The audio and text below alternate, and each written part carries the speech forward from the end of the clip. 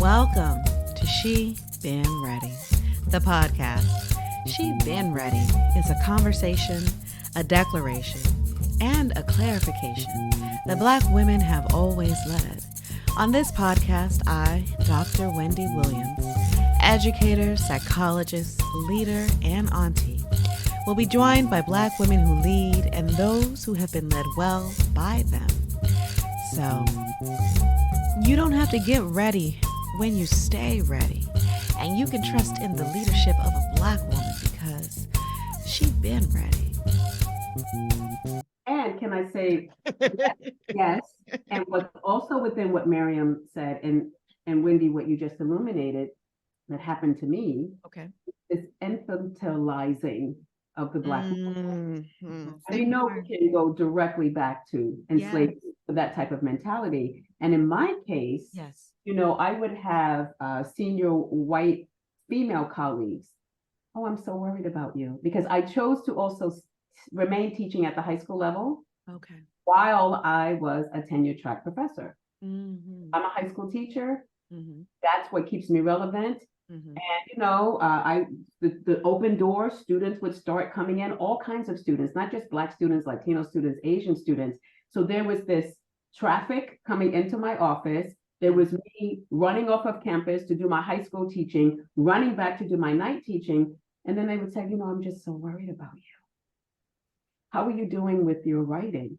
And then and I want to say what complicates it, and I'm kind of calling out where I am, but one of my senior colleagues was my professor from 17 years ago.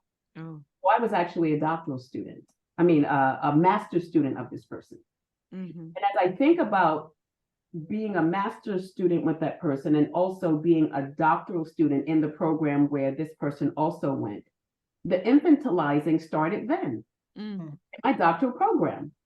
And I was like a full-grown woman. I had been in corporate for 13 years when I decided to make the shift. So if I'm coming to you and asking you to sign my form or paper for me to do whatever I need to do, you will not talk to me like a child. And not being able to speak to us as though we're children in constant need of guidance is what angers them too. Yes. And then when we have the audacity to thrive and to, in spite of, I call them boulders, forget about the marbles that are thrown in our path, that makes them angry. Yeah. And I have experienced that. And I've experienced that I heard my colleagues talking about me. I was in my office. They didn't know I was in my office. Right next door. But, in time I came and I talked to all of them about this. I've confronted them about this. It was very hurtful because I'm someone who tries her best to bring love and to bring joy. And to hear someone refer to my work as shit, and for someone to say I should be bowing down and kissing their feet for all they've done for me, I want to tell you that rocked me for about 2 years. So, and even then I stayed. Why did I stay? Because here I am. My mom is with me. I'm doing well. I've got a daughter that, is trying to get from high school through college. So I'm not going to interrupt my life because, first of all, I'm an accidental academic. I did not plan to be in the academy. So since I am here and it's working for me in other areas, I'm not going to let you chase me away. I almost want to say that's all you got. Yeah. So when we're able to know who we are and whose we are and know that these tricks will keep coming, that is what I think gives us, the courage, the power, the fortitude, the resilience to stay, because we recognize all those things, Wendy, you said earlier. We have family who depends on us. And also, we're doing our thing. Yeah. I do think, Mary, what were you about to say?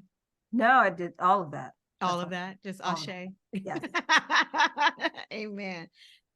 So I think, can we just chalk it all up to low self-esteem by our colleagues and being in competition? Is it personal?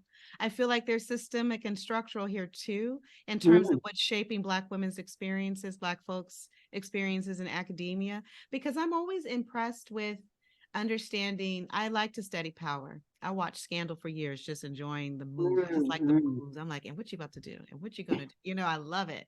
And that I see a lot of it just in these spaces too. They're highly political because there are people here, and the racial politics are there as well.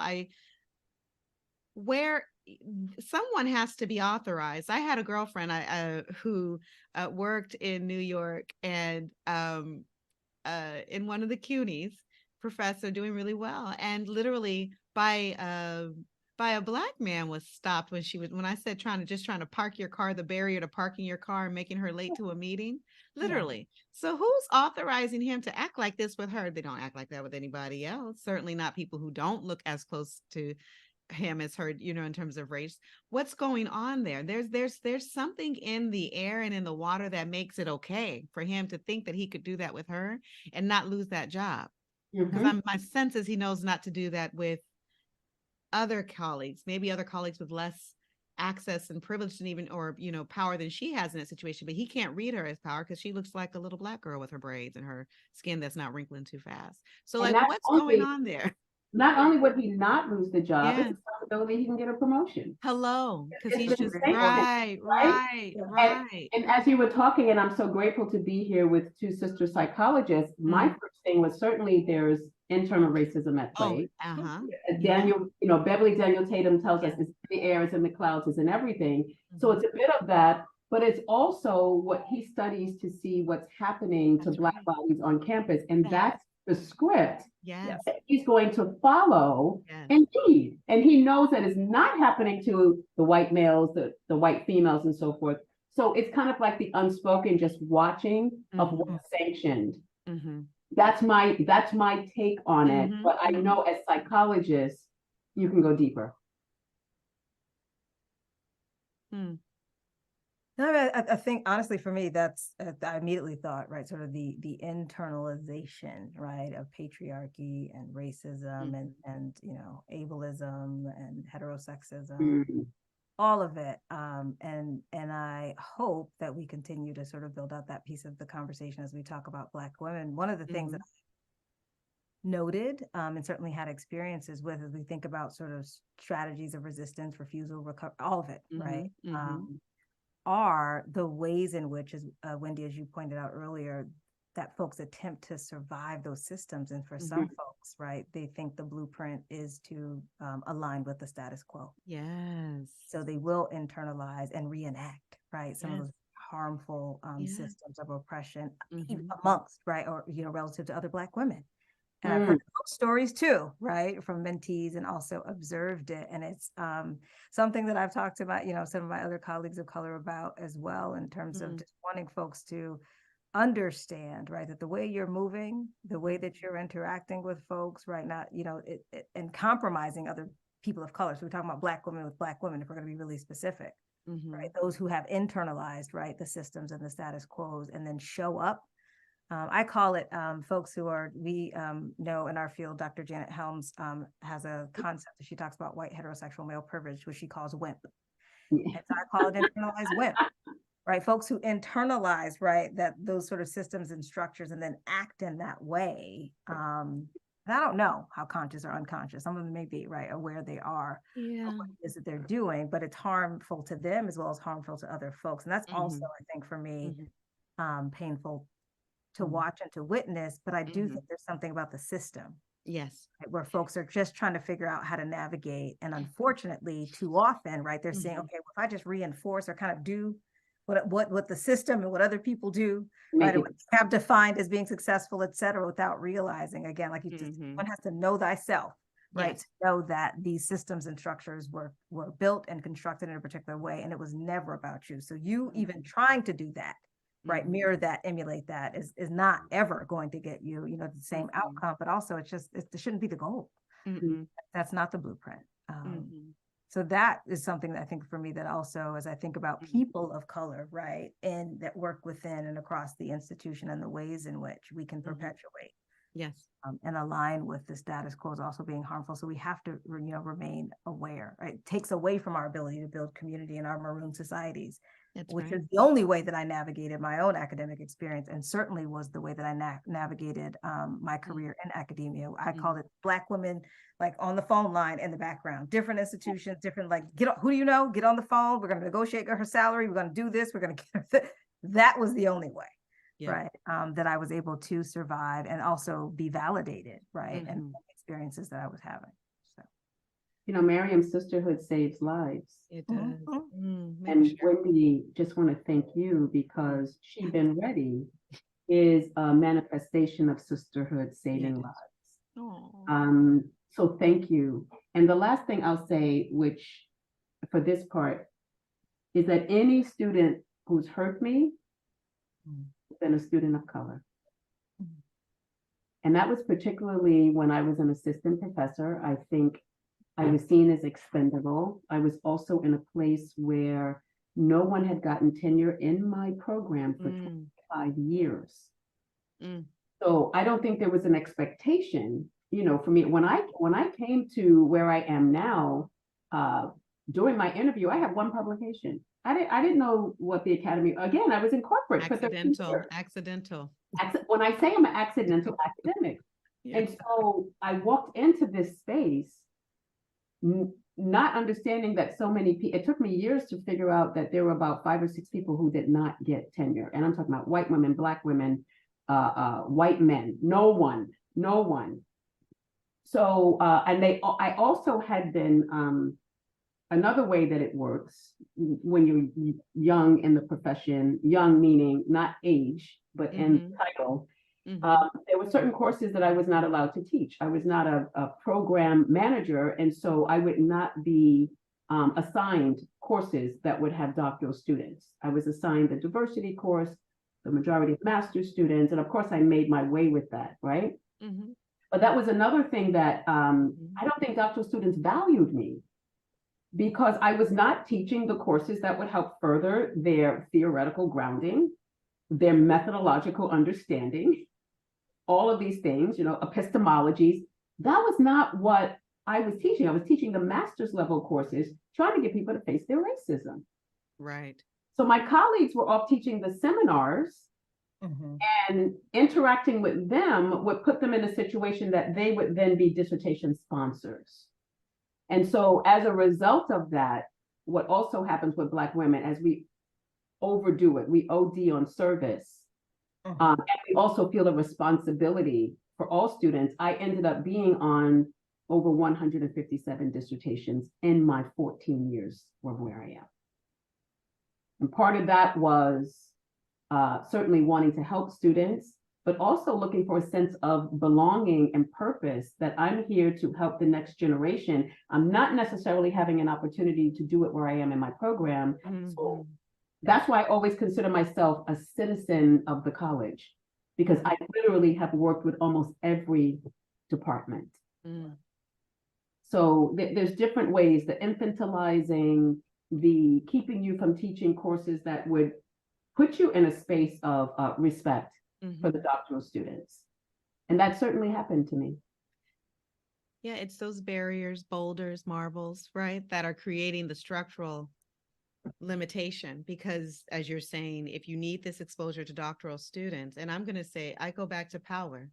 If you're not put in a position to have power over the doctoral students, then they will not respect you, because we are in, you know, and I don't believe that as a life. Absolutely. Right. But I do understand it as a person living within the Western world, United States, and the ways that its organizations, systems, and institutions are structured. So if you do not have power over their ascension through the program, i.e. they are in your class and you grade and you evaluate and grade their work and their behavior, determine whether or not they can go on to the next step, then they're not likely to respect you, but they're also not likely to be exposed to your brilliance, to know that they would want to have you. But listen, you don't even have time because you got these other 107 that you've been on. Like, so there's this part too, but also your position to having to, it's literally having you only teach the master's level courses, put you in a 63 cent to the dollar situation at that job where you're needing to do more, or you feel like you have to do more to be seen, to be heard, to be respected as an authority. You're literally probably working many more jobs compared to your colleagues. It's all subconscious thing.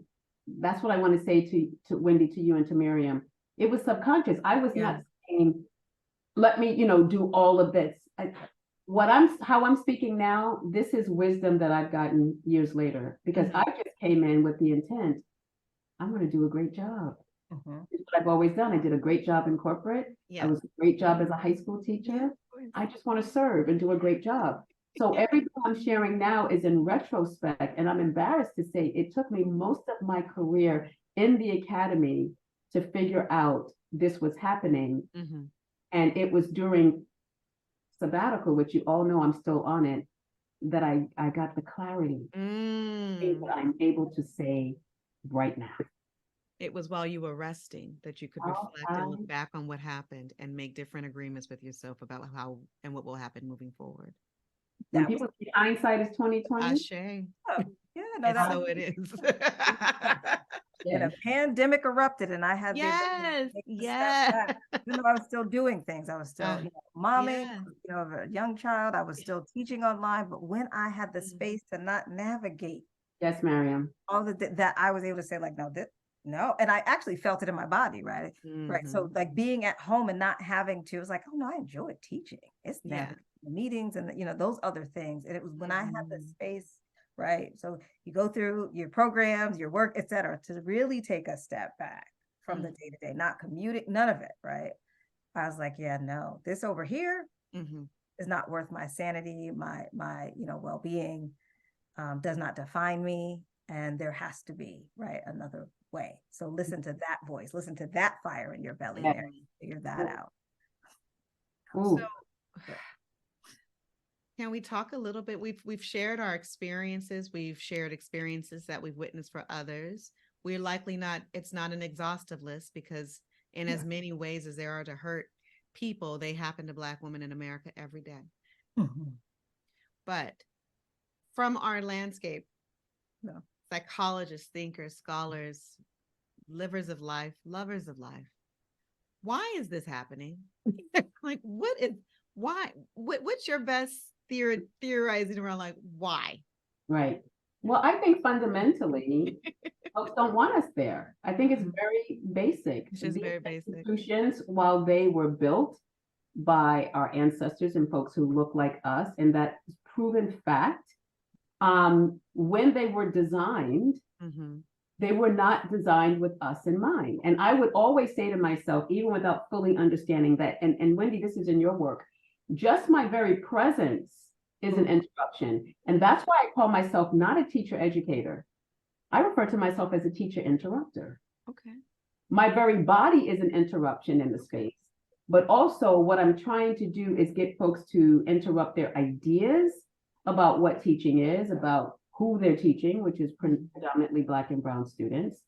But all of these spaces, we were brought to this country to be the laborers, to go circle back to the beginning of the conversation, to use our bodies. And even when we would use our minds, like laying out Washington, D.C., and creating the cell phone and the computer and the icebox and the traffic light and all of that, we still had been written in this country to be laborers, to be workers.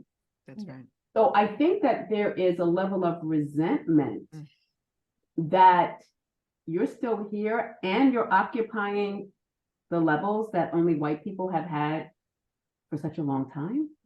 So I honestly believe that this country has an inability to really, really see us as fully human, to see us as fully intellectuals, and that we are seen as interlopers in some of these positions. Yeah.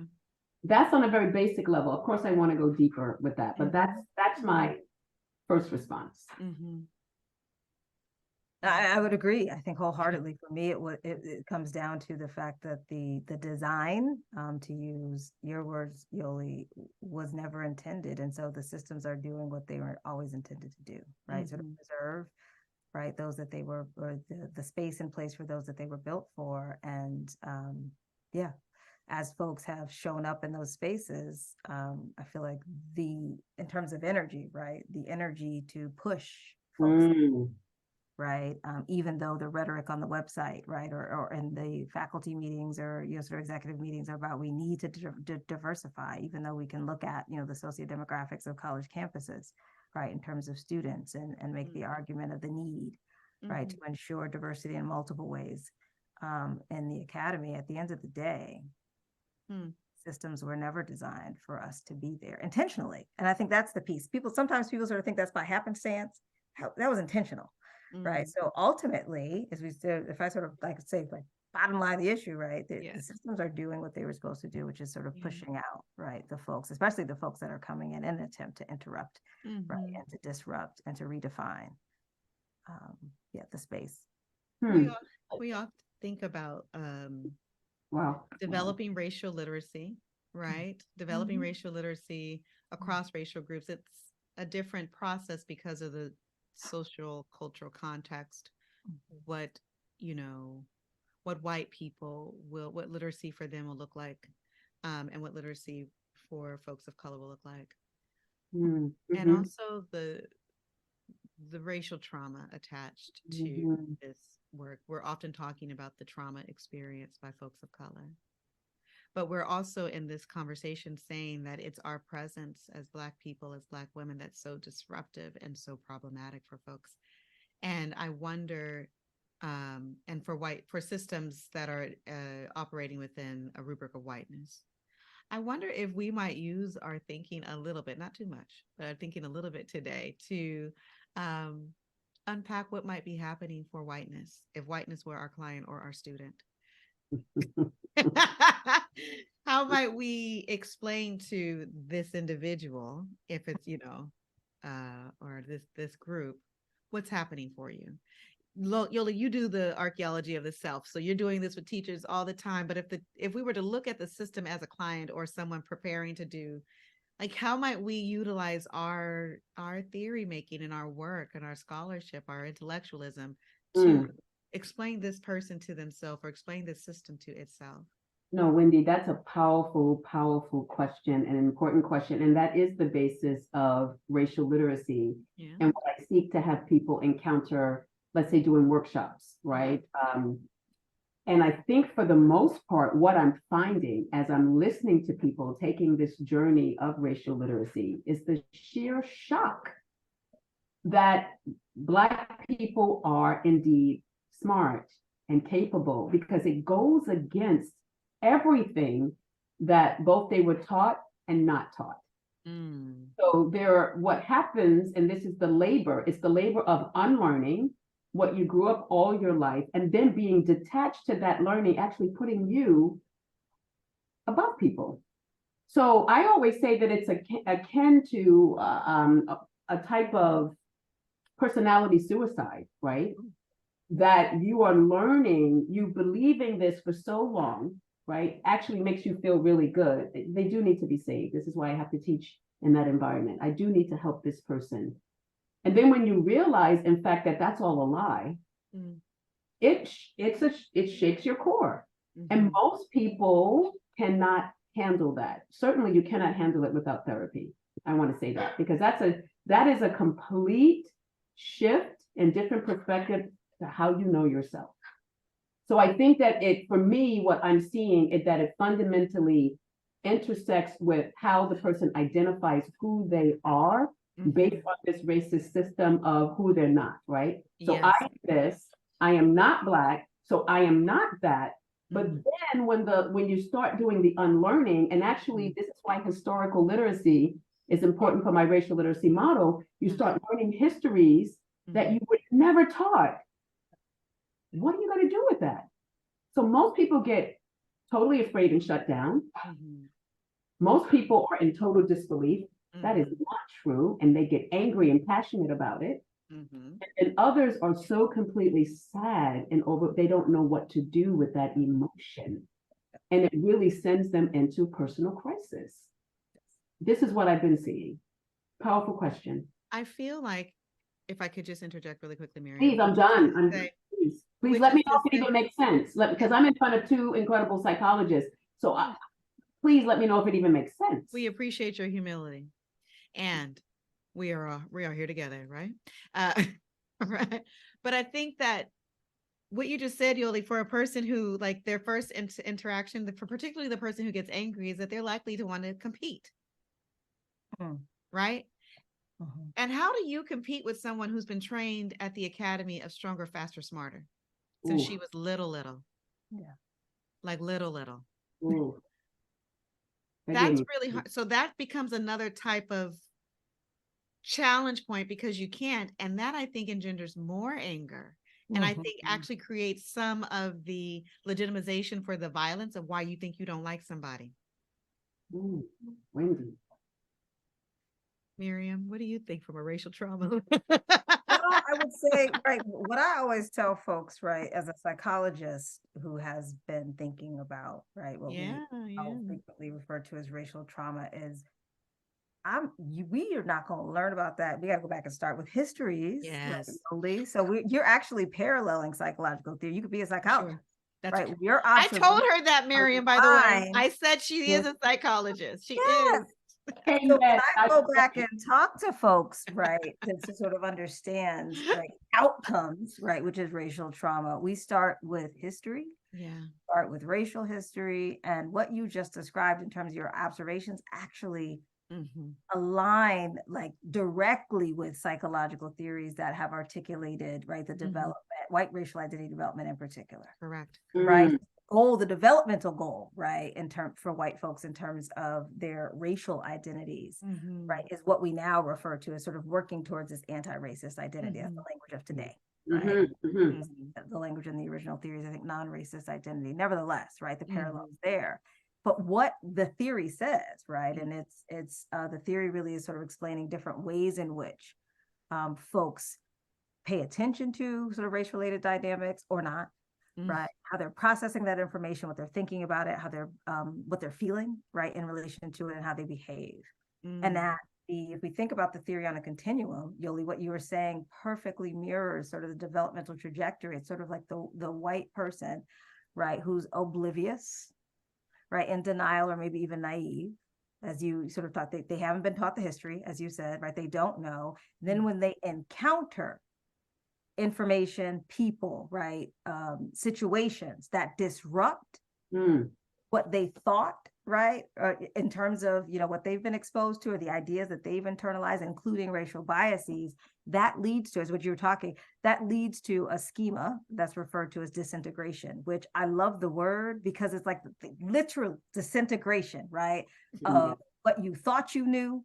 But I think from an affective perspective, it absolutely, what we often see for folks who are operating from this lens or sort of schema of disintegration, meaning their previous world, or, with regard to race, or their understanding has been disrupted, is this confusion and anxiety. And I think the other beauty about what you said is, like, there's a crossroads, is how I always teach white racial identity theory, right? With that awareness and that aspect, psychologically speaking, that's just, as humans, we don't want, the discomfort. Right, are sort of naturally, in some ways, right, designed to try to go back to a place of calm and homeostasis. And so what often happens from a racial perspective for some folks is that crossroads, doubling down on everyday racism, right? So taking in, as you just said, like the stereotypes, right? And then for other folks, what we find that are still, that for many reasons may be sort of still committed to their journey towards anti-racism, there is, I've been talking to some colleagues, we've been talking about the grief associated with, right, like, again, this part of themselves and what they thought they knew, right, and their recognition, you called it sort of like the personality piece of, like, needing to set that aside. So Wendy, in terms of when you're talking about systems and like, this is the client, systems have racial identities. Organizations have racial identities, right? But systems, as I always tell people, systems are made up of people, right? Collectively. So we have to understand, right, the individual and their sense of self, but also right, in the collective space as well. But what you said just absolutely mirrors decades what has been articulated, right, with regard to this idea, Yoli. So we're right here. Thank you, Maryam. Absolutely right here. I know that we use the terminology around racial trauma to talk about right, the experience of what witnessing violence and all the things on the bodies of folks of color. But this grief and this loss that happens for white folks, because I feel like that's what we are experiencing, the waste Ooh. of their digestion of whatever news they got about the day relative to race, or about the society or the conditions or back beliefs about race. Would you call that a trauma for them? What would you call that? And are some of the things we're seeing and experiencing, is it a trauma response or is it something else? Wow. Because if we're all people with a race, they have to have racial counterparts. I'm thinking that it impact their psychology too. Yeah. And we're going to move on from this in a second, because the point is not that, but to focus only on white people and their impacts. But I do think, from my standpoint, in terms of a refusal and recovery perspective, you need to know what you're working with. And so you need to understand the insecurity, the fear, the grief, whatever's going on for this person is what's creating these people, creating that system, that structure at work for you, even in the academic workplace. But what we call it, even that, or what would we call it? I mean, I'm thinking of Robin DiAngelo's work. She kind of gets in and around, but doesn't, quite, and maybe she doesn't feel like she can say this language. She's not a psychologist. I don't know. What do y'all think?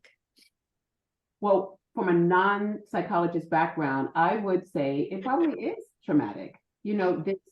Having to disassociate yourself as you've known it, having to, if you're taught Native American people or savages or this or that, and then suddenly you are in community with Native American people who are brilliant, and then you realize actually the land that you say is your home really does not belong to you. The democracy you say you believe in is a system that people right. Facts, hashtag facts or whatever. All of this happens. I imagine that must be traumatic. Right. In the same way, it's traumatic for Black folk. All of this history is kept from us in our education system, and then suddenly we get this history. Oh my gosh, what do we do with all of this? Yes. You mean that we're the original mathematicians? We're the original scientists? And here it is. I say that I hate math because I've been told that Black girls don't do math. Like, that can be a space of, when I say trauma, this kind of unsettling to the core. Yes. And you have to figure out, how do you move forward? And without some kind of support system, other people to talk to, what do you do with that? Some container for it, right? Unsettling on the body. Yeah. I would say trauma. Okay. Here's what I'm going to say. I know, I can tell Maryam I hit a nerve. No, I think it's less about like our understanding of trauma, and what I don't want to have happen is for someone to misuse, right? Yes. Racial trauma piece, because I've seen that. Yes. Right. So folks talking about white folks having racial trauma, right? So that's not what we're talking about. We just want to no, we're not. But I think from the perspective of how we understand how trauma impacts folks, there is something very deeply we're talking about is unsettling, right? Sort of anxiety provoking, those kinds of things, but it is at the core in terms of the pain that's experienced and the dissonance, right? That occurs. There's how I've heard. So let me just go here. How I've heard white folks that I've worked with directly, right? Sort of describe this as we're sort of leading these process-oriented groups is like, it's a total violation, right? And so it's because they're not just realizing that the information that they thought they knew is wrong, but they're realizing the intentionality of why that information wasn't presented. And that piece, for folks that make it that far, because to be very clear, society does not reinforce that type of learning, right, and commitment. So for folks that make it that far, it is deeply sort of at their core disruptive, and they describe, right, this grief. The grief being that, yes, I almost have to, the unlearning sort of leading to, like, who am I? How do I define this? And how do I understand the other white folks around me? Right. And whiteness as a system. So when y'all bring in the sort of power piece, for me is the difference when folks, sort of look at this at a superficial level in terms of thinking about racial trauma. Power becomes important for me as we think about the consequences, because I agree. And even if you look at racial identity theory, right, in terms of the processes that happen, there's an unlearning for people of color too, right? The sort of the need to overcome internalization, which is also painful, but they're in sort of community, and that's what helps them progress. For white folks, given the way that society is structured, they're often grappling with their upbringing, their socialization, and the loss of family members, friends, community, the other folks who, right, they may deem or see as not being committed or doing the same work, right?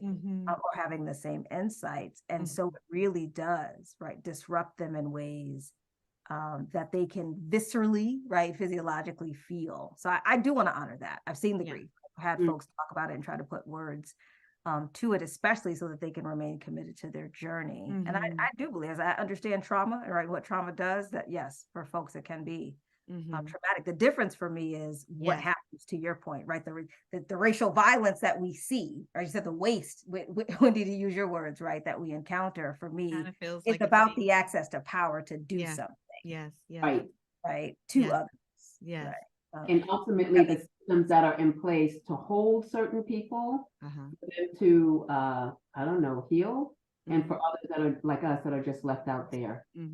What I want to say just really quickly, Maryam, when you said for those people that make it that far, what it hit in me is, as a literacy person, seeing how books are being banned, and even though it's this Moms for Liberty group, which is interesting because they've had nothing but scandal this past week. For sure. Okay, that's another podcast. Okay.